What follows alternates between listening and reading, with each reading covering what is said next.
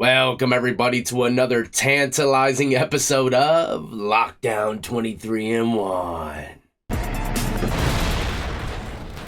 Man, I haven't seen a shooting star that bright in a long time. But today we're going to be talking about old Sean Diddy Combs, Diddy, Puff Daddy, Daddy Love. Whatever you like to call him, man, it doesn't matter to me. But it seems like he's been getting into the mix of things in jail. Doing three-way activities. I know it sounds dirty, but it's not the three ways that you might think. I'm going to break it all down for you here in 1 second. But first, as always, if you're new to the channel and enjoy all things lockup and crime related, then this is where you want to be. Hit that like, subscribe, notification bell before you leave. And check out my playlist with many more videos for you to start watching today.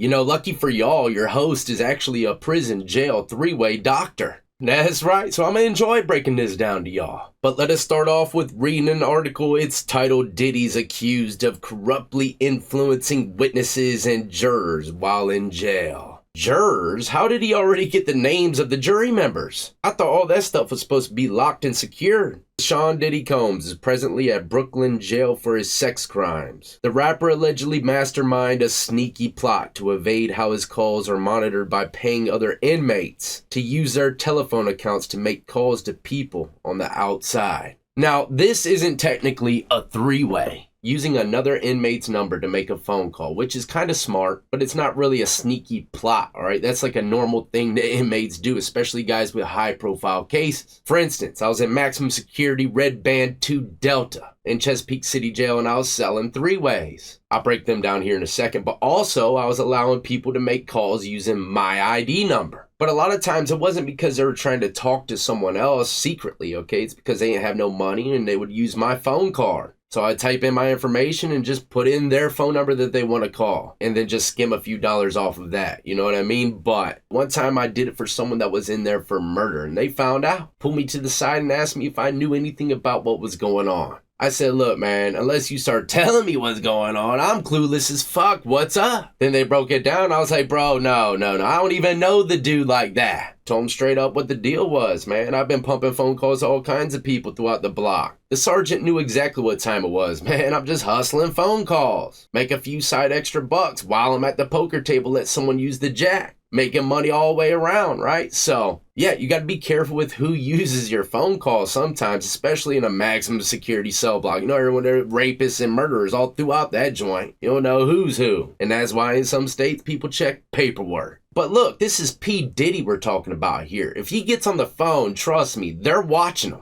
And they're definitely waiting for him to say something on the phone. They're listening to everything. He knows it. They know that he knows it. But why would you attempt to use a jail phone, if anything? Just using a different inmate's number to call out, man, they're going to know exactly what to do with that. Extremely easy for them to track down that call and listen to that one as well, if it was all done on a jail call. But it says Sean Diddy Combs is presently at Brooklyn jail for his sex crimes, with reports suggesting that some of his celebrity pals would be caught in the crosshairs if they don't settle. That right there, I'm not quite sure exactly what they're speaking on, but yeah, I mean, I think everybody's waiting for a few other people to go down with old Diddy as well, huh? I mean, shit, he said it in like a rap song in 92, you know, the Fed, CIA, all them coming at me, but I ain't going down alone. It's like he predicted that money. I don't know which music video that was, so, you know, don't quote me on any of this. Anyways, according to page 6, it says Diddy has been slammed with several unintentional allegations as prosecutors accuse him of trying to corruptly influence his sex trafficking trial by evading how his calls are monitored, as well as blackmailing victims from his prison cell. How exactly is he doing that? Writing letters? Does he have a little tablet? Is he making emails or something? We need to know, because obviously that jail phone isn't in his cell. But you know, then again, I was on lockdown 23 in one time, got in a little bit of trouble, and they brought the phones to your cell. You had to grab the jank through the chuck and just ride out, man. I'll never forget. That was some of the best calls I've ever had. But the Bad Boy for Life rapper is currently locked up in jail at the Brooklyn Metropolitan Detention Center, where he'll stay until he goes to trial in May 2025. And that trial, if I were to guess, is gonna be wild. Look, I ain't been following this Diddy stuff because a lot of it's like accusations, but once it gets in the courtroom, we're going to be in the mix if they show any of it. A lot of it's probably going to be like those cartoon drawings, you know what I mean? It says in a filing made on Friday, prosecutors claim he has repeatedly communicated with others in ways that violate the prison's regulations. They noted that Diddy has used the telephone accounts of at least 8 other inmates in an effort to avoid prosecutors monitoring his calls with people who aren't on his contact list. See, when you get booked into every jail, you have to make a contact list, and that contact list has to be reviewed by someone and then approved. Some of them, they won't get approved. Let's say they're the victim. They ain't gonna let you call them, right? So that's why the contact lists have to be checked. Not to mention, you can only have a certain amount of people in some places as well. So that makes people have to delete and add contacts all the time, and all that stuff takes time. Even though you got nothing but time, you don't want to wait. And by the looks of it, Diddy is getting in the mix, using 8 other inmates' numbers. You know, some people might find one guy that they're close with, connect, and then, you know, break down the situation and then get the number from him and use his, because he's his friend. But he's got 8 pals, compadres. I don't know if it's a money talking or they're just fans. Either way, that's a lot of inmates with a lot of numbers. So if you're to ask me, Diddy's fitting in just right. Because someone that ain't respected ain't going to get no number from no inmate. Trust and believe. Look, dirty paperwork or not, these dudes is working with them. To worsen the situation, he has allegedly gotten the other person on the call, including those on his contact list, to add other individuals via 3-way call. And there you have it, ladies and gentlemen, the notorious 3-way. Let me break it down nice and slow.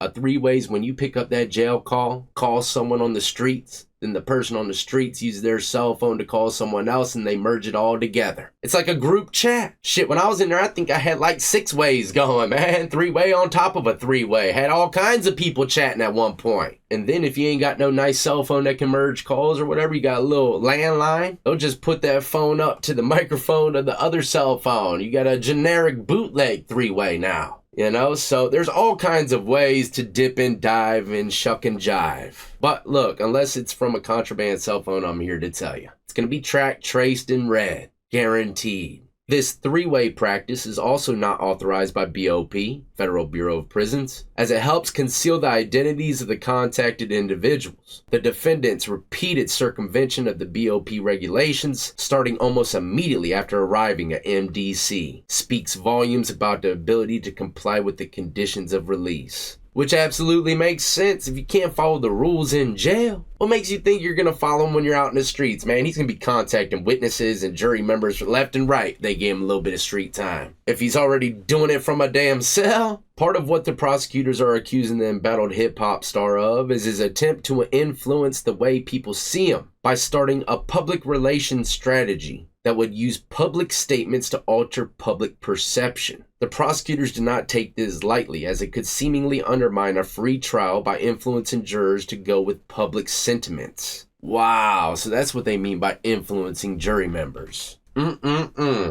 Tricky old Diddy. That is a bit diddly. They also claim that Diddy's recent birthday celebration, which saw his kids take to their respective social media to celebrate him, was one of the such public relations strategy per page 6. Man, oh man, at the defendant's carefully curated direction, the defendant's children posted a video of their respective social media accounts, showing the defendant's children gathered to celebrate the defendant's birthday, prosecutors noted. Man, that sounds kind of like a little bit of a reach, but you know what? Who knows? When you paint the picture of someone being so good and so nice to too many people, they might start believing. I can see how that could persuade some jurors, but man, how can you prove it? Unless they literally said it in a phone call outlining the whole structure of things of what they want done and why, which I wouldn't be surprised if they do have that. But either way, they added that this kind of interference with the fair trial, the defendant's own words make clear that his intent is to improperly influence the jury pool in this criminal proceeding. Wow, that's a mouthful of trouble for old Diddy right there, I'll tell you what. The prosecutors further allege that Diddy has intention to anonymously publish information that he thinks will help his defense in this case. concluding that his goal is to blackmail victims, witnesses, either into silence or providing testimony helpful to his defense. An insider recently told People magazine that Diddy is very powerful despite his arrest. Everyone was afraid to cross him, even though he's behind bars now. He's still so powerful. Man, oh man, look, I'm here to tell you, in prison and jail, the only thing that really talks is violence, but more than violence is money. Actually, I don't know. They both kind of go hand to hand. But when you're surrounded by a bunch of dudes that are starving and hustling every day and you say, hey, bro, I'm about to drop 2 bands on your books every month. I'm not saying that's what he's doing. I'm just saying if you did, you're going to have a damn platoon and army behind you in bars, man. It don't matter what kind of gang organization. They all want to tap into that money pit. God, man, that'd be stupid as hell not to. Anybody that's around Diddy guaranteed is thinking about some kind of money coming their way. How can I help this guy? Obviously, they ain't thinking nothing about his charges. Mr. Combs is a fighter. He's not afraid of the charges, his attorney said in a press conference in September. He's been looking forward to this day. He's been looking forward to clearing his name. He didn't do these things. But, you know, that's about the bulk of everything when it comes down to Diddy with this update. But stay tuned, ladies and gentlemen. I got plenty more content coming your way. In the meantime, though, as always, if you did enjoy and you're new, hit that like, subscribe, notification bell before you leave. And until the next time, y'all be easy, be safe, and more importantly than anything, stay free.